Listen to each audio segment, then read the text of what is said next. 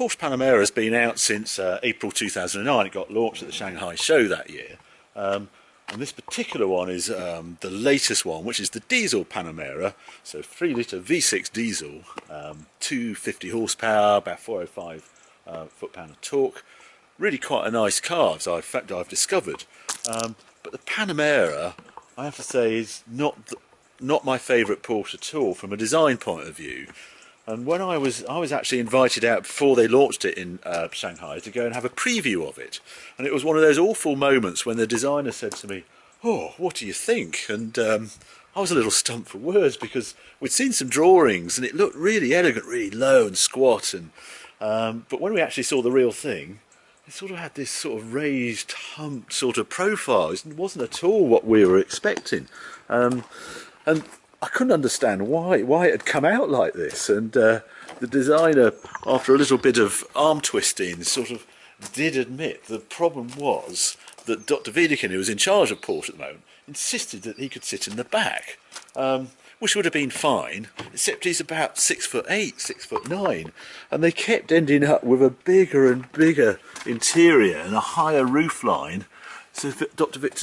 Wiedekind in. If you transport 7-foot tall people in the back, or have 7-foot tall children, this is the car for you. But go around to the back, and there's this great big hatch, so you can actually carry a lot of things in one of these. It's absolutely huge. Beautifully clear instrumentation, really nicely done. A typical Porsche with the central tacho, the only giveaway being that red line at 4,500 RPM. Also like the fact that it's got proper paddles on the wheel, but a good size and very easy to use. And this car has the 20-inch wheels on it that really set it off very nicely. Under the bonnet it's very little to see, typical modern style of just a great big plastic cover covering the engine. They probably put the big cover on it so you can't see the VW part mark on it.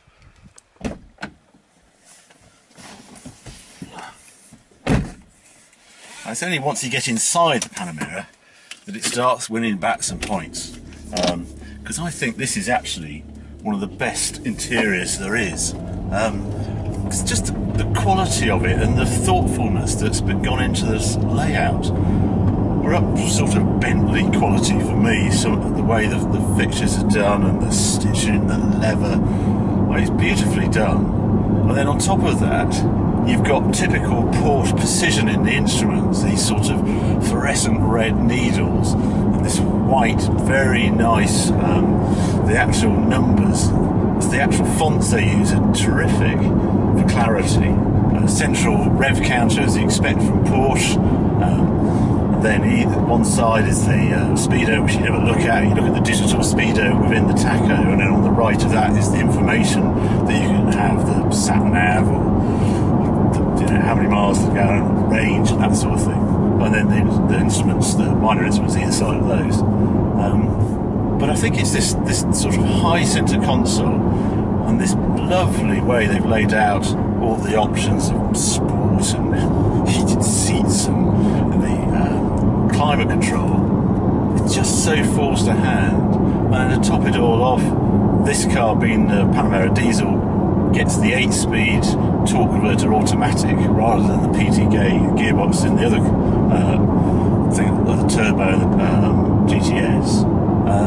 But it's just a really nice selector with sort of aluminium finish and no gate like the old-fashioned thing. There's this solid, feels like you're really moving something very mechanical when you're using it. I think it's absolutely terrific. The one thing I don't like about Porsche Interiors is this car has the Sports Chrono kit, and the Sports Chrono kit gives you what looks like a really nice watch sort of face, clock face up in the centre of the dash. No, it's not. It's a stopwatch, and you never use it. I don't know anybody at the Evo team who say, "Oh yeah, I know Sports Chrono, the actual chrono bit, the actual stopwatch, use it all the time." Not a chance. Anyway, the plus size, you've got Sports and you've got Sports Plus option if you have the PASM option fitted, which is the suspension with the adjust dampers and spring rates. It works really well. You've got manual, flick that over to manual, and hey presto. And I have to keep remember, I'm in a diesel. It doesn't feel like a diesel from behind here. give away is the sort of low rev counter. It goes to 4.5 red line. What's that all about in a Porsche? But boy, has it got some torque. And what's really interesting is that torque is enough to just sort of overload the wheels at pretty low revs. And I just find this, rear-wheel drive chassis, I'm working it, and I know there's a lot of torque into those rear wheels. And it's terrific.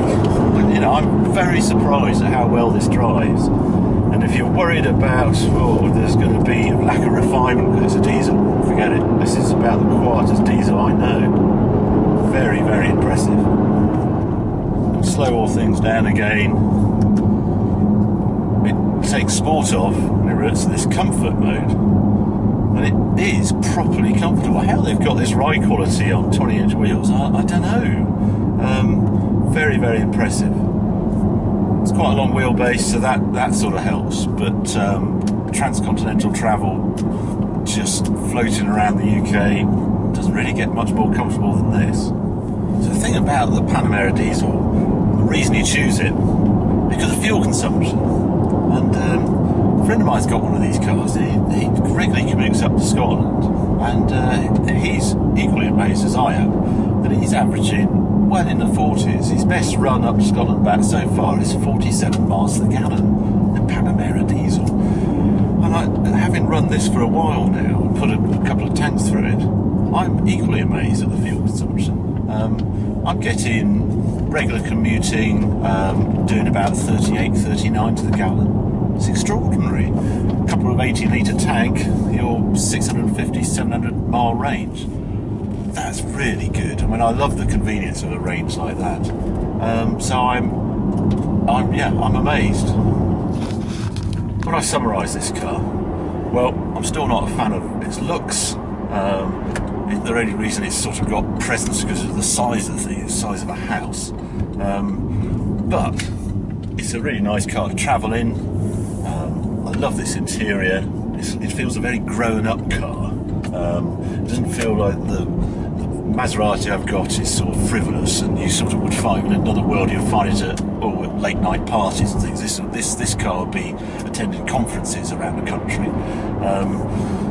I love the interior. I love the space inside. I love the style of the interior, and the economy has just blown me away. I wasn't expecting anything like that. I thought with the performance that's on offer with this car, you'd no way you're going to get good fuel economy, but high 30s, low 40s for a car like this, that's spectacular. And so, for that reason, I can understand if you chose Panamera diesel, you've got a great car, and I can quite understand why you'd buy one.